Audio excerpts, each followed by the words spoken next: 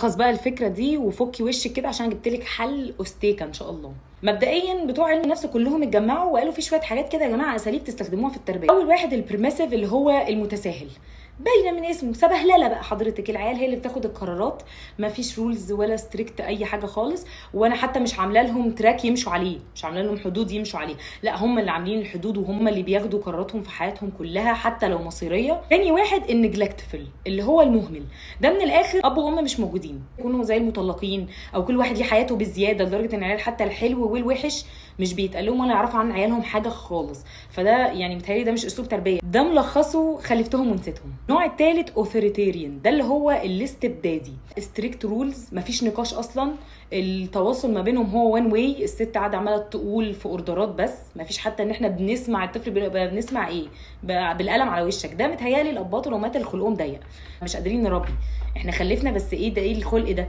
مش هنفضل احنا هنتحور هنخلص على طول. ده ملخصه اي اب وام بيقولوا هو كده عشان انا قلت كده، هو ده اللي هيمشي. اخر واحد واللي قالوا عليه احسن طريقه لتربيه العيال authoritative، ده الوالد الرسمي، بمعنى بص بلاش بقى الكلام بقى المجعلص الكبير ده اللي هو ديمقراطيه الحوار ديكتاتوريه التنفيذ. هي من الاخر احنا هنقعد ونتناقش بس في لاين ماشيين عليه، في دايركشن احنا هنمشي فيه، بس انا جوه الدايركشن اللي انا برسمه لعيالي بكونسيدر فيهم حاسين بايه، ايه وجهة نظرهم، شايفين الموضوع ازاي، بحاول على قد ما اقدر احط نفسي مكانهم. بنفتح بقى مناقشات عميقه كده واوبن، اخليهم وصلوا لمرحله ان هم صراحه معايا بزياده، لان اي حاجه هيقولوها انا اللي انت بتقوليه ده خالص، انا احس ان كأن دي دماغي اللي بتتكلم، فهنتكلم ان احنا الاثنين اللي انت فيه ده هنحله مع بعض. طبعا انا عارفه ان الموضوع مش بالسهوله والتفاهم، ما كانش حد غلب، كنا كلنا ربنا زي الفل والمراهقين عدوا علينا عادي. في هنت صغير جدا ده اللي بجد بيدمر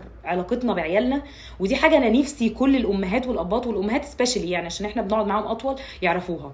ريت وانتوا بتتعاملوا مع عيالكم بلاش طريقه شكلي منظري، انا تربيتي مش كده، انا عيالي مش كده، انا اسلوبي مش كده، ان الطريقه دي في العقل الباطن بتاعهم بيوروهم قد ايه انتوا انانيين، وان انت على فكره انت مش همك اللي انا بقوله ولا همك المشكله اللي انا فيها، انت همك منظرك وشكلك قدام الناس.